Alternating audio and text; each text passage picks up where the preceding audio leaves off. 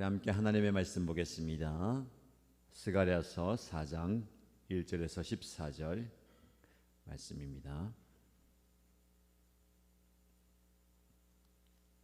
오늘 저와 여러분들이 함께 묵상할 말씀은 스가랴서 4장 1절에서 14절입니다. 같이 읽겠습니다. 내게 말하는 천사가 다시 와서 나를 깨우는데 나는 마치 잠에서 깨어난 사람 같았다. 그가 나에게 무엇을 보느냐고 묻기에 내가 대답하였다. 순금으로 만든 등잔대를 봅니다. 등잔대 꼭대기에는 기름을 담는 그릇이 있고 그 그릇 가장자리에는 7 대롱에 연결된 등잔 7개가 놓여 있습니다. 등잔대 곁에는 올리브 나무 2 그루가 서 있는데 하나는 등잔대 오른쪽에 있고 하나는 등잔대 왼쪽에 있습니다. 나는 다시 내게 말하는 천사에게 물었다. 천사님, 이것들이 무엇입니까? 내게 말하는 천사가 나에게 그것들이 무엇을 가리키는지 모르겠느냐고 묻기에 천사에게 모르겠다고 대답하였다. 그가 내게 이렇게 말해 주었다. 이것은 주님께서 스룹바벨을 두고 하신 말씀이다. 힘으로도 되지 않고 권력으로도 되지 않으며 오직 나의 영으로만 될 것이다. 만군의 주님께서 말씀하신다. 큰 산아 내가 무엇이냐? 스룹바벨 앞에서는 평지일 뿐이다. 그가 머릿돌을 떠서 내올 때에 사람들은 그 돌을 보고서 아름답다 아름답다 하고 외칠 것이다. 주님께서 나에게 말씀하셨다. 스룹바벨이 이 성전의 기초를 놓았으니 그가 이 일을 마칠 것이다. 그때야 비로소 너희는 만군의 주님께서 나를 너희에게 보내셨다는 것을 알게 될 것이다. 시작이 미약하다고 비웃는 자가 누구냐? 스룹바벨이 돌로 된 측량추를 손에 잡으면 사람들은 그것을 보고 기뻐할 것이다. 이 7 눈은 온 세상을 살피는 나 주의 눈이다. 나는 그 천사에게 물었다. 등잔대의 오른쪽과 왼쪽에 있는 올리브 나무 2 그루는 무엇을 뜻합니까? 나는 또 그에게 물었다. 기름 담긴 그릇에서 등잔으로 금빛 기름을 스며들게 하는 금대롱 2개가 있고 그 옆에 올리브 나무 가지가 2개 있는데 이 가지 2개는 무엇을 뜻합니까? 그 천사가 나에게 그것들이 무엇을 가르치는지 모르겠느냐고 묻기에 나는 천사에게 모르겠다고 대답하였다. 그 천사는 올리브 나무 2 그루와 가지 2개는 온 세상을 다스리는 주님을 섬기도록 주님께서 기름 부어서 거룩히 구별하신 2 사람이라고 말해 주었다. 아멘. 하나님의 은혜 가운데 한 주를 잘 지내고 오늘 토요일 특별히 다음 새벽 기도회 나오신 여러분들 환영합니다. 보겠습니다. 누가 나왔는지 한번 이제 오늘은 눈을 한번 맞춰보고요. 대단한데요. 아침에 일찍 일어나서 여기 나온 친구들 대단합니다. 유치 목장의 어린 친구들부터 초등, 중학생, 고등학생들은 못 왔네요. 청년들은 수련회 가 있고 청년들이 수련회 가니까 훅 빠진 느낌이 있는데 괜찮아요. 못 오면 다른 분들이 항상 자리를 채우더라고요. 그렇죠? 은혜의 자리에 오신 여러분을 환영하고 축복하고 오늘 특별히 오셨으니까 말씀에 귀를 기울이고 말씀을 나에게 주신 하나님의 음성으로 듣고요. 그 말씀을 통해서 영적인 깨달음을 얻고 나의 자아와 나의 고정감정과 나의 생각을 깨뜨리는 복된 시간이 되기를 주님의 이름 축복합니다. 아멘. 잠을 깨야 됩니다. 잠을 청하지 말고 자, 오늘 말씀을 통해서 영적 은혜를 누리길 축복합니다. 네. 오늘 스가랴가요 환상을 보는데 몇 번째 환상이지요? 그걸 제가 어떻게 알아요? 라고 표정인데 묵상을 계속 해와야지 알 수가 있잖아요. 그렇죠? 5번째 환상입니다. 1절 말씀 보니까 내게 말하는 천사가 다시 와서 나를 깨우는데 나는 마치 잠에서 깨어난 사람 같았다. 자다가 잠을 깼는데 이 비몽사몽인지 깼는지 자는지 잘 모르겠. 지금 딱 여러분 상황이에요, 그렇죠? 지금 꿈인지 생신지 교회인지 집인지. 그런데 하나님께서 천사를 통해서 보여주는 게 있어요. 오늘은 무엇을 보느냐? 2절 말씀 보세요. 그가 나에게 무엇을 보느냐라고 물어봐요. 환상을 보는데 무엇을 보느냐? 그래서 스가랴가 대답합니다. 무엇을 본다고 얘기하죠? 순금으로 만든 등잔대를 봅니다. 지금은 전기 스위치를 탁 켜면 불이 켜지잖아요. 옛날에는 그게 없었기 때문에 등잔, 촛불이라든지 심지를 기름에 띄워가지고 불을 밝히는 거예요. 그걸 받치는 잔을 말하는 거예요. 근데 그걸 무엇으로 만들었다고요? 순금으로 만들었대요. 근데 등잔대 꼭대기에는 기름을 담는 그릇이 있고 등잔대 그 곁에는 등잔대를 관이 이제 연결되는 거예요. 기름이 연결되는 관입니다. 그 등잔대 옆에는 나무가 있는데 올리브 나무예요. 감람나무라고 하는 올리브 나무 두 그루가 있습니다. 그러니까 보는 것을 이야기하는 거예요. 등잔대가 있습니다. 그 등잔대가 금으로 만들어져 있습니다. 등잔대에는 관이 연결되어 있는데 등잔 7개가 있습니다. 그런데 그 등잔대 곁에는 올리브 나무 두 그루가 오른쪽에 하나, 왼쪽에 하나 있습니다. 라고 이야기하는 거예요. 자, 근데 스가랴가 그것을 보는데 이게 무엇입니까? 라고 물어봐요. 4절 말씀 보면 천사님, 이것들이 무엇입니까? 이게 무엇에 쓰는 건지도 잘 모르겠고 환상은요 의미가 있거든요. 무엇을 의미합니까? 라고 물어봅니다. 그 오전에 말씀 보니까 천사가 다시 물어봐요. 내게 말하는 천사가 나에게 그것들이 무엇을 가리키는지 모르겠느냐? 무엇을 의미하는지 모르겠느냐라고 물어보니까 스가랴가 뭐라고 대답합니까? 뭐라고 대답하죠? 모르겠습니다. 여러분하고 똑같아요. 목사님이 뭐지요? 라고 물으면 모르겠습니다. 라고 대답하는. 굉장히 중요한 영적 의미가 있어요.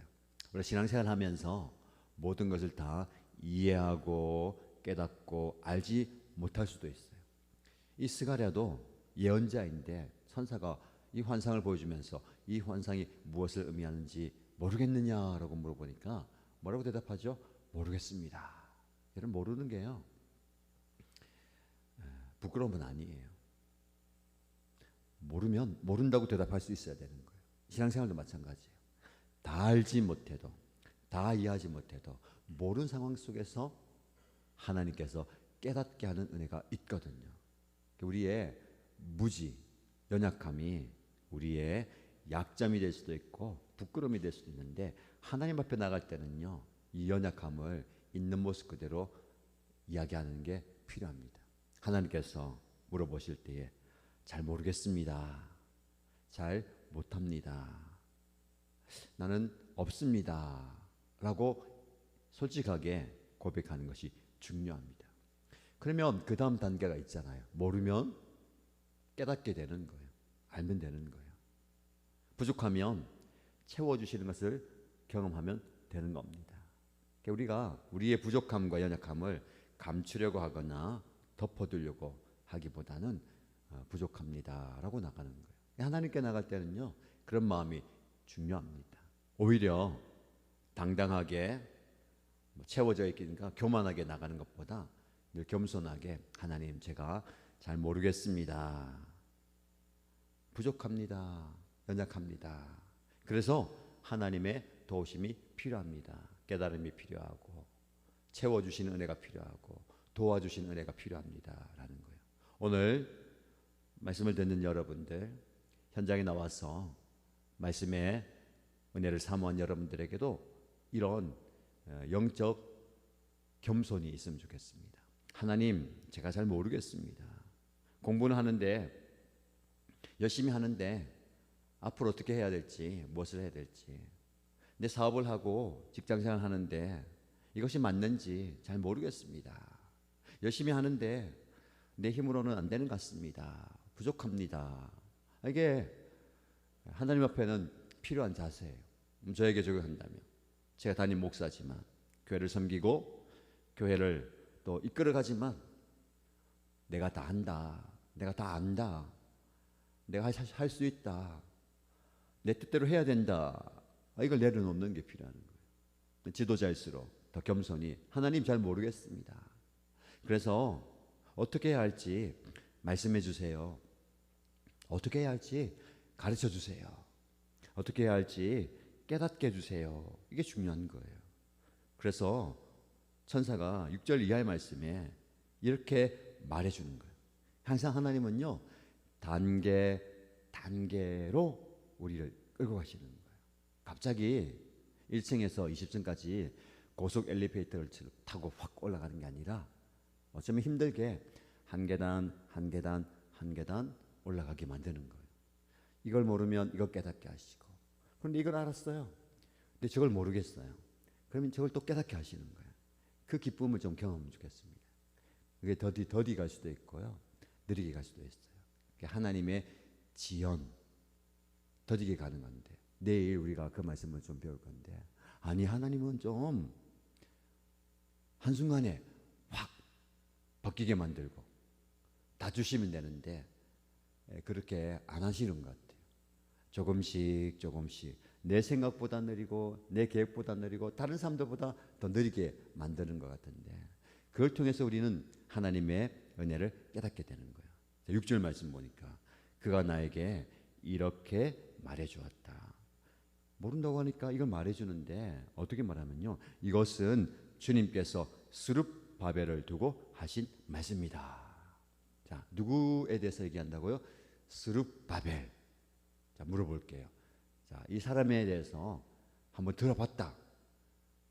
스가랴서에 나오는 스룹바벨. 오늘 처음 듣습니까? 그럴 수 있어요. 오늘 처음 듣는다고 얘기해줘야 목사님이 신나게 설교할 수 있어요.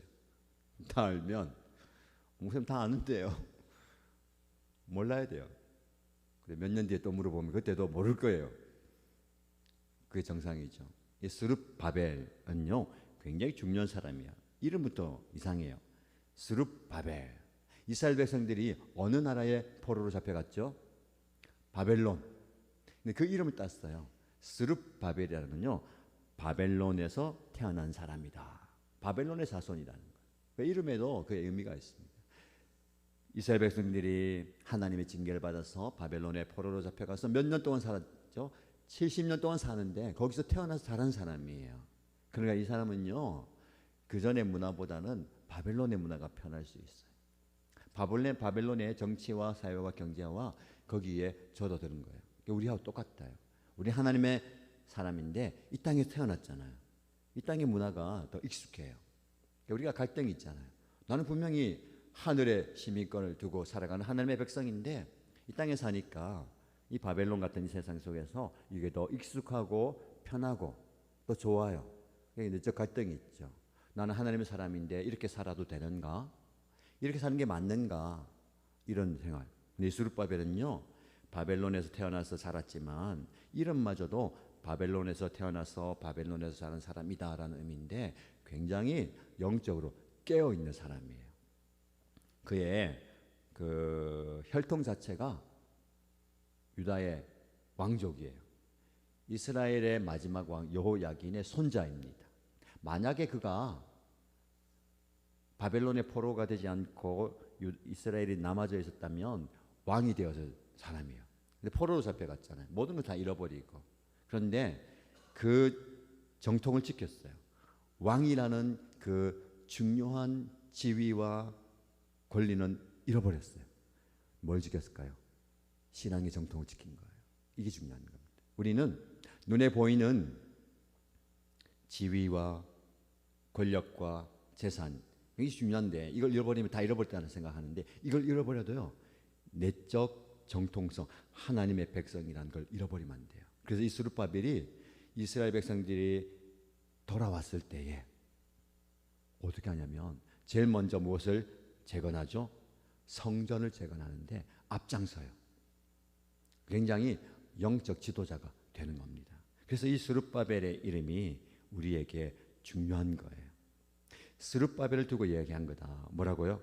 오늘의 핵심 메시지이면서 스가랴서 전체의 구절이 요절이 되는 말씀이에요. 힘으로도 되지 않고 권력으로도 되지 않으며 오직 나의 영으로만 될 것이다. 만군의 주님께서 말씀하신다. 따라해 볼까요? 힘으로도 되지 않고 권력으로 되지 않고 오직 나의 영으로만 될 것이다. 이게 오늘 본문의 말씀의 가장 중요한 말씀이면서 스가랴서 전체 말씀의 핵심 구절이에요. 다시 말씀드릴까요? 힘으로도 되지 않고 권력으로도 되지 않으며 오직 나의 영, 하나님의 영, 성령으로만 된다는 거예요. 자, 지금 성전 재건을 하고 있는데 성전을 다시 건축하고 있는데 스룹바벨을 중심으로 쉽지 않아요. 왜냐하면 외부에서 막 공격하거든요. 못하게. 왜냐하면 유다 나라가 다시 회복되면 자기들에게 어려움이 있으니까 이 성전이 재건되지 못하고. 왜냐하면 이스라엘 백성들은 이 성전을 중심으로 하나가 되고 힘을 모으는 걸 알거든요. 그래서 주변의 나라들이 계속 공격하는 거예요.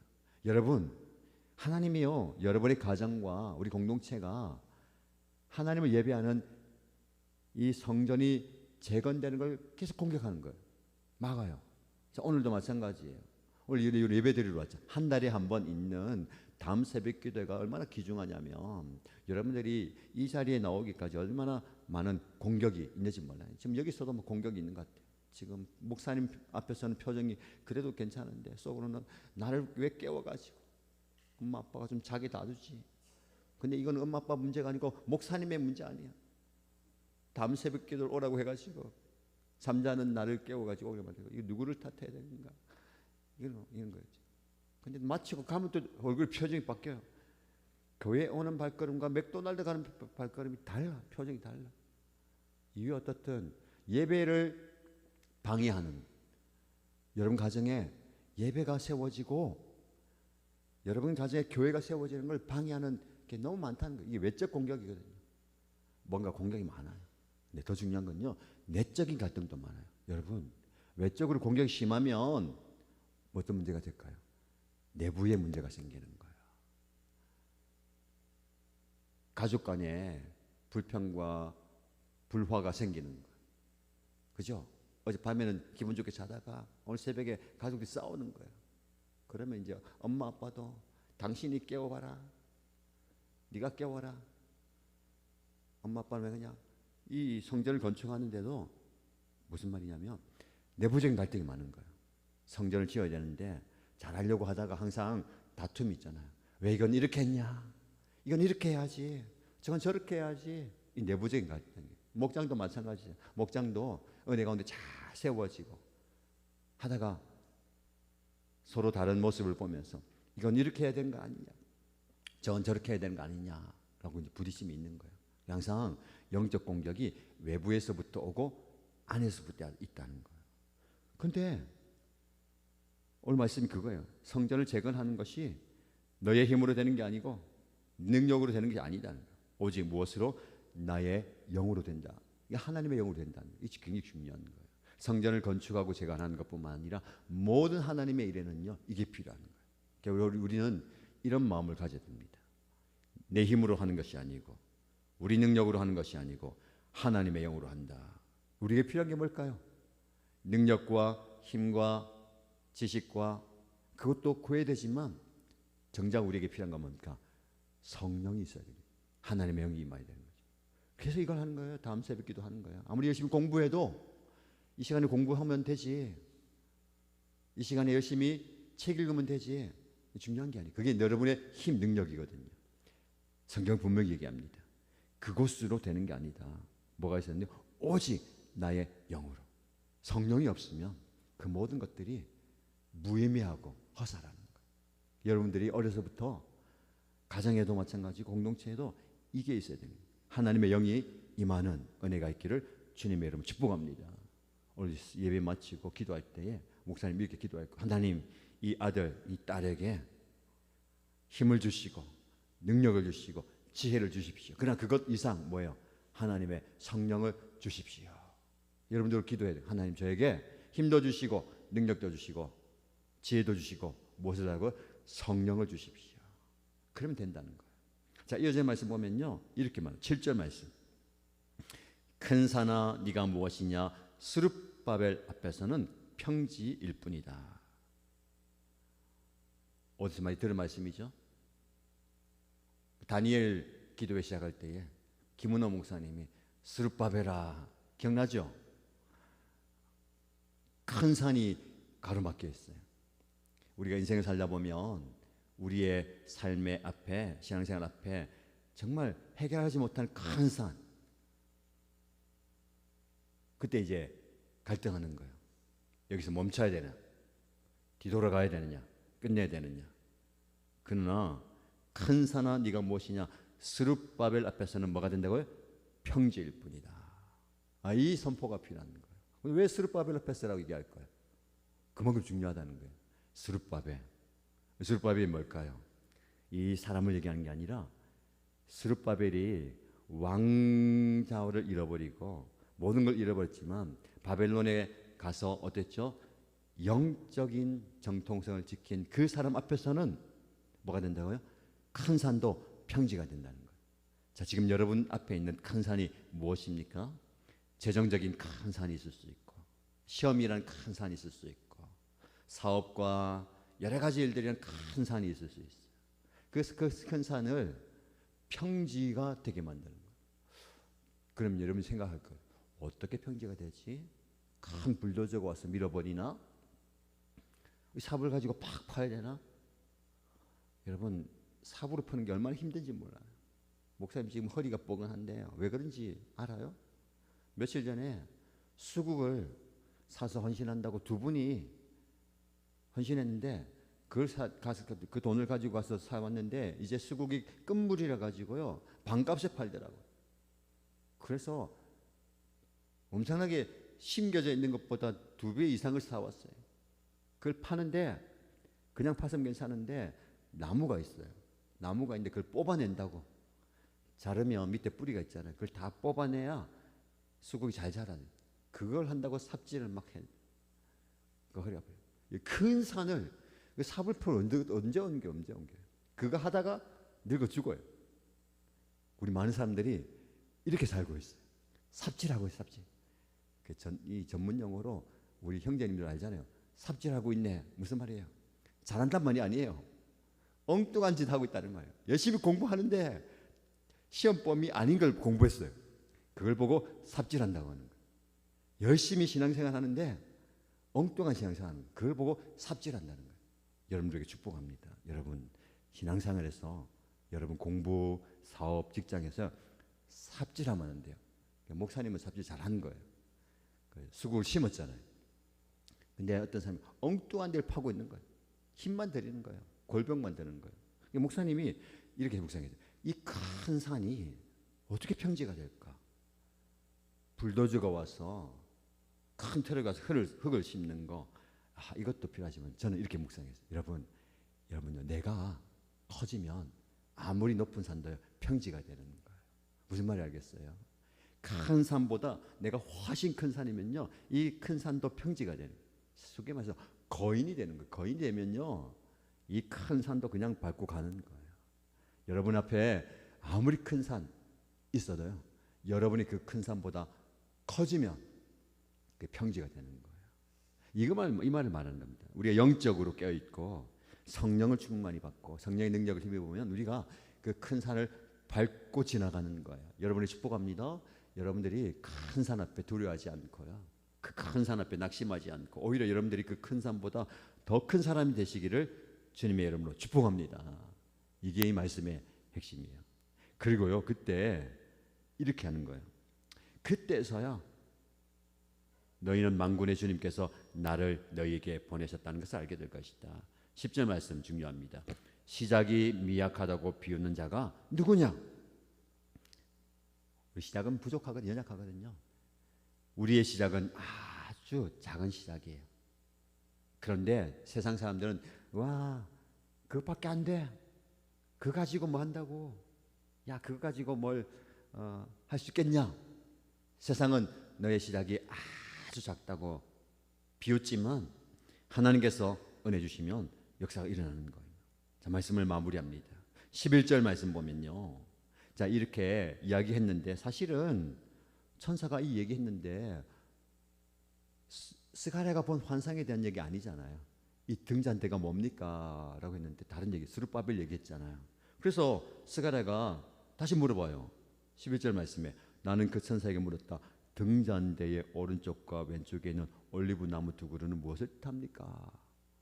이 등잔대가 스룹바벨에 대한 얘기였다면 그 옆에 올리브 나무 두 개가 있는데 그건 무엇입니까? 그러니까 천사가 또 물어봐요.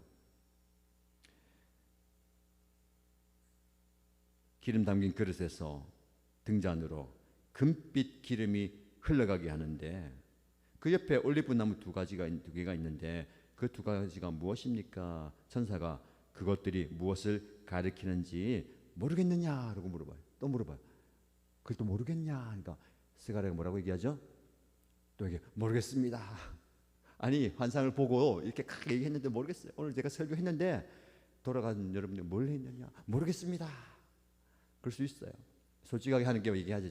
모르겠습니다. 부족합니다. 연약합니다. 그때 하나님께서 뭐라고 얘기합니까? 14절 말씀에 또 설명해줘요. 그 천사는 올리브 나무 두 그루와 가지 두 개는 온 세상을 다스리는 주님을 섬기도록 주님께서 기름 부어서 거룩하게 구별한 두 사람이다.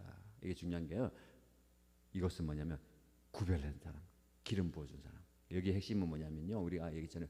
이 스룹바벨이 큰 산을 밟고 지나가는 그 능력이 나타나는데 그 사람은 하나님의 영으로 한다 했잖아요. 그러니까 하나님의 영이 우리에게 충만해야 되는데 가득 차야 되는데 그걸 어떻게 표현하냐면 기름 부으심이라고 얘기하는 거예요. 이 기름 부으심이 끊이지 않는 거예요. 이 올리브 나무가 탁 버티고 있으면서 그 기름을 계속 공급하는 거예요. 우리에게 필요한 게 뭘까요? 계속되는 성령의 기름 부으심이 필요한 거예요. 여러분 오늘 차 타고 왔잖아요. 그 차가 기름이 떨어지면 어떻게 됩니까? 주소에 가서 기름을 채워 넣어야 돼요. 그렇게 안 하면 어떻게 됩니까? 가다가 멈췄어요. 우리 삶도 마찬가지예요. 많은 분들이 열심히 사랑하는데 우리에게 주어진 그 성령의 기름 부으심을 다 소진해 버리면 지치는 거예요. 쓰러지는 거예요. 그래서 날마다 우리가 이 충전 받아야 돼요. 이 충전 받는 시간이 언제입니까? 다음 새벽 기도예요. 수요 성령 집회가 되는 거예요. 오늘의 말씀 묵상이 되는 거예요. 많이 공급받을수록 많은 힘이 생기는 겁니다. 여러분 이 말씀을 기억하면서 여러분 큰 산 앞에 두려워하지 마시고 하나님이 부어주시는 주님의 영으로 그 큰 산도 밟고 가는 복된 사람 되기를 축복합니다. 말씀 전하는 사이에 고등학생이 왔어요. 터들이 다 맞춰졌어요. 유치, 초등, 중, 고 청년들은 수련회 축복합니다. 고3 얼마 안 남았어요. 하나님이 기름 부어주셔가지고 잘 감당할 거예요. 그러나 기억하세요. 너 힘으로 하는 거고 너 능력으로 하는 게 아니고 하나님의 영으로 감당하는 우리 모두에게 이 말씀이 축복의 말씀이면서 도전의 말씀, 결단의 말씀 되기를 주님의 이름으로 축복합니다. 기도하겠습니다. 우리 부모님들 자녀를 위해서 기도할 때 하나님 우리 자녀에게 힘을 주십시오. 능력을 주십시오. 지혜를 주십시오. 성취를 주시고 성공을 주십시오. 그러나 이 모든 것들이 하나님의 영으로 성령으로 말미암음을 믿습니다. 라고 기도하십니다. 두 번째 기도 제목은요. 하나님 제 앞에 있는 큰 산 내가 해결할 수 없는 이 큰 산 때문에 두려워하지 않게 하시고 이 큰 산을 밟고 지나갈 수 있는 영적 거인이 되기 원합니다. 그런 삶을 살기 원합니다. 라고 기도하십시다. 공동체를 위해서 기도할 때에 오늘 주말 잘 보내고 내일 예배 드릴 때에 하나님의 은혜가 임하는 예배가 될 수 있도록 기도하시고 청년 목장 우리 형아 누나들이 오늘 수련회 마무리하는데 은혜 많이 받고 돌아와서 삶의 자리에서 그 은혜를 쏟아부을 수 있도록 도전받은 대로 살아갈 수 있도록 축복해 주시기 바랍니다. 이 기도 제목으로 기도하시고요. 우리 다음 세대 자녀들은 앞자리에 나와서 기도 받으시기 바랍니다. 우리 음악 틀어주시고요. 오늘 말씀을 기억하면서 하나님 내 힘으로 내 능력으로 내 지혜로 하느니라. 하나님의 영으로 가능합니다. 그리고 큰 산을 향해서 선포하는, 큰 산아 네가 아무리 커도 내 앞에서는 평지일 뿐이다 라고 선포하시면서 하나님 은혜 구하시기 바랍니다. 우리 함께 간절히 기도하겠습니다.